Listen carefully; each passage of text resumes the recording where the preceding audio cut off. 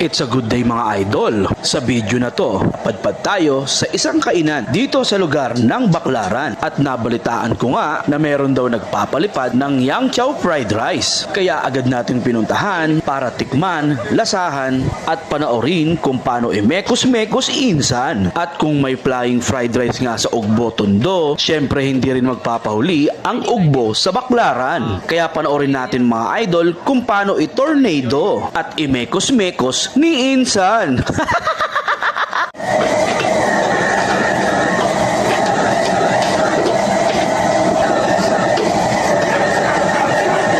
Mekos-mekos insan.